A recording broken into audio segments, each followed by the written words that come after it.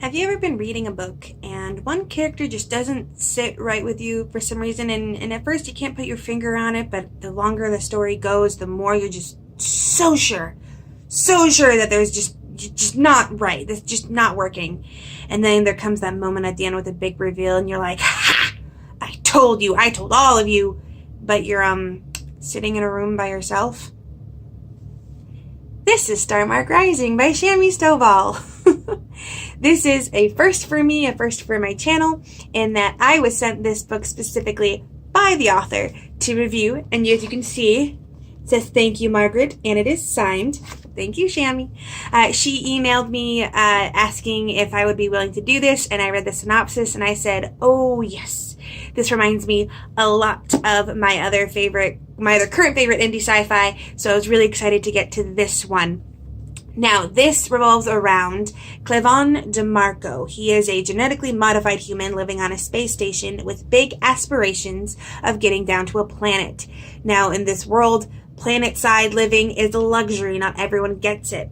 And also, there is a very big hierarchy in that you have to be a certain person to get really anywhere in life.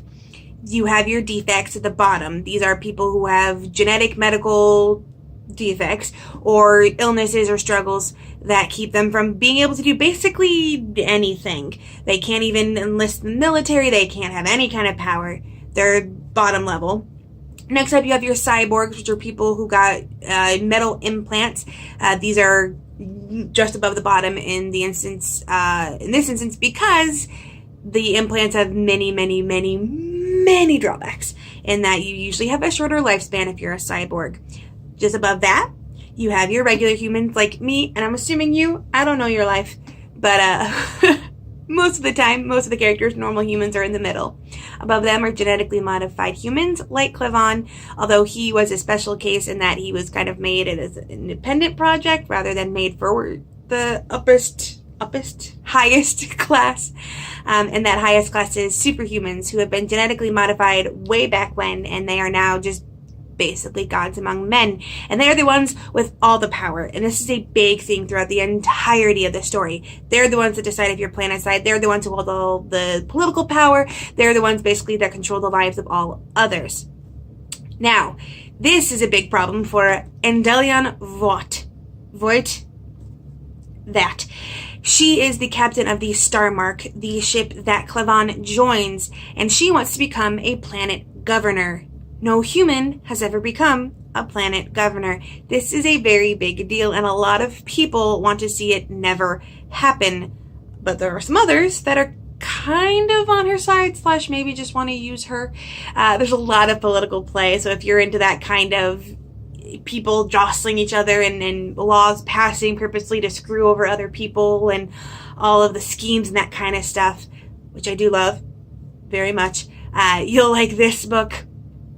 And let's get right into the nitty-gritty of what I liked about it, including one or two things that I wasn't as big a fan of.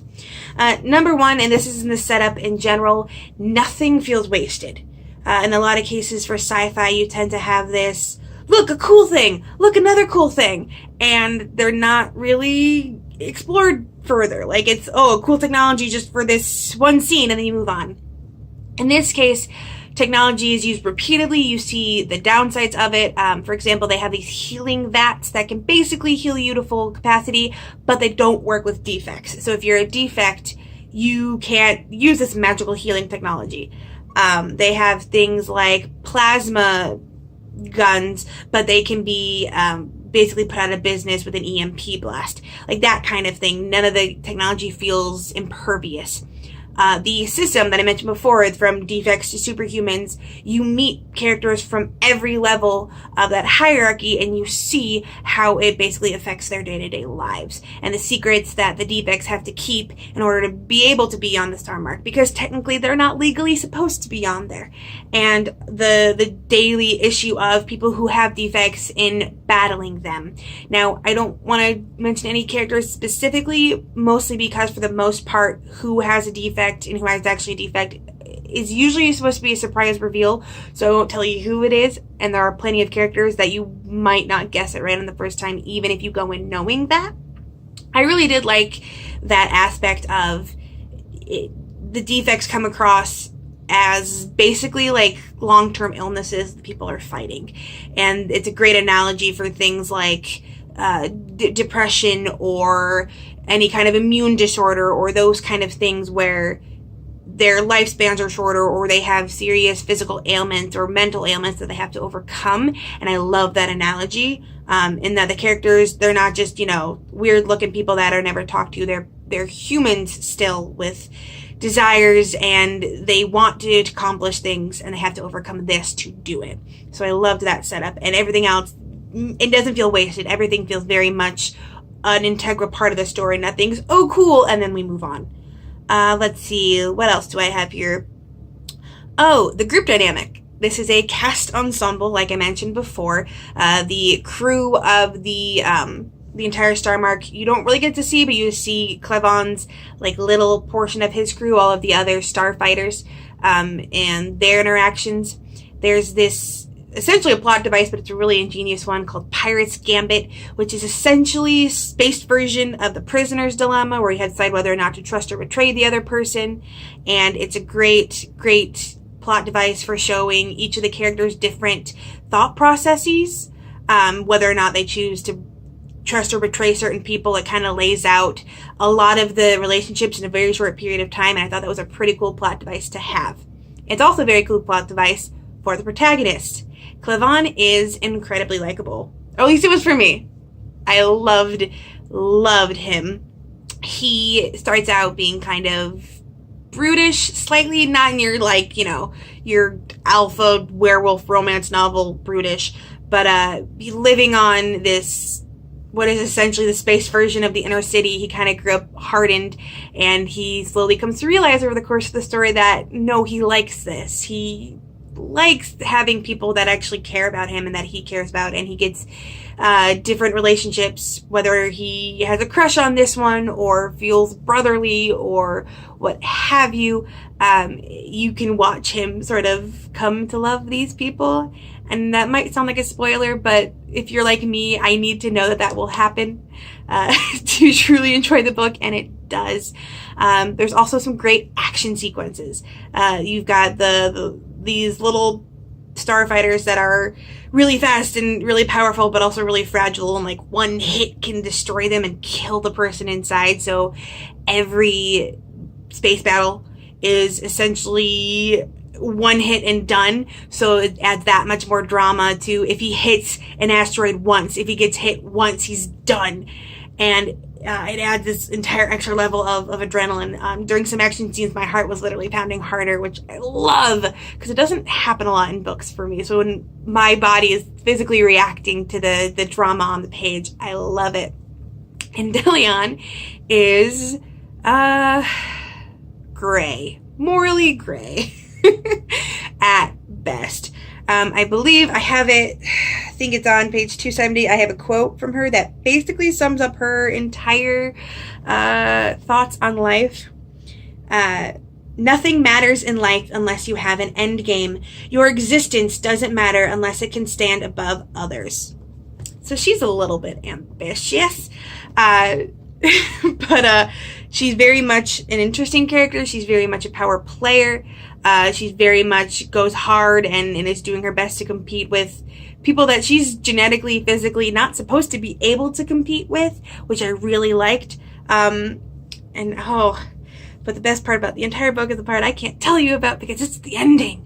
Whew!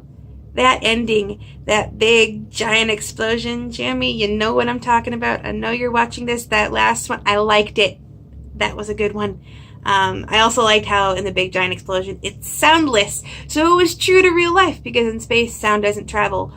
So way to stick to actual facts as well, but also giving us the giant space explosion. I mean, it's just perfect. In general, there are so many things to like. Now, one thing that I had, well, two things, but they kind of go together. I mentioned before in my sci-fi pet peeves, if you watched that before, I'll hopefully remember to get that uploaded before this one. One of my pet peeves is when an entire planet has one leader. It's kind of not so much my thing. However, I can kind of ignore it in this one. Granted, I don't know a lot about the planets. So much of the story is spent either on space stations or on starships or spaceships, so you don't see too much of a planet. You see a little bit, and Cleven's reaction to it is actually adorable. He rolls in the grass like a puppy. It's so cute. But he essentially, you don't see a lot of planets, so I don't know if it's one homogeneous culture or not. They're also very, very restricted, so it could be that this giant universe controlling power structure is keeping it all homogeneous, like from top down. But that's, not my favorite thing. So in that instance, I kind of just had to be like, okay, well, she needs something to shoot for, so I guess it's that.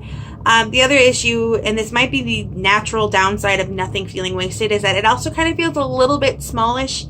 Everything in this galaxy, universe, what have you, is mapped out into like quadrants, and so you have this planet is in this quadrant, you've got garden planets and all that kind of thing, so it might feel not quite so much like you're in the vacuum of space as much as you would if they were far off planets that you knew existed but didn't know a lot about. And the other one that I just thought of is I'm not entirely sure if I'm super happy with Cleven's sexual representation. He's not flat out said to be bi in the story, but he talks about how he slept with both men and women. But he also lived in a space station where it was like 70% men.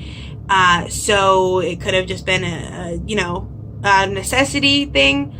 He's also talked about how in several instances he actually prefers women to men. So I'm caught between, is he actually bi, or is it bisexuality as he's just a horn dog and will sleep with anything? Which is the only thing I think I really struggled with his personality. Because like he hit on a male character after he'd hit on every available female character. So it's like, I don't know if he was supposed to be genuinely bi or bi out of necessity. And Shami, if you're watching this, I would love to see that like cleared up in the next one, because there are a couple characters that are bold enough to just ask him about that to his face. So that was about it. But overall, loved this. I emailed the author to be like, hey, please feel free to send me the next one. I give this 5 stars, and I am realizing that I'm giving a lot of 5 stars. I've only reviewed 3 books so far this month, this year, this whatever, and I've given 2 of them 5 stars. So maybe I'm just getting really good at like picking what books I'm going to review. I don't know. But I truly love this. This comes out February. I don't know what that date. I highly suggest you get it. I believe it's only available online. I don't live near an independent bookstore to go check. I believe there's also an ebook version, and I love me some ebook versions, although thank you so much for sending me the physical copy, Shami. I love that so much. If you are an indie author and you would like me to review your book, please either email me. I'll have my email address down below, or DM me on Twitter. I can't guarantee that I will definitely get to it, but I will definitely at least look at the synopsis to see if it's something I would want to review. I'm going to try to do at least a couple of these a month if I can make it work, and I would love for them to all be indie books. So please, if you're looking for someone to spread the word about your book, let me know. I would be glad to help. With nothing else to say, I hope you have a wonderful day and a marvelous tomorrow.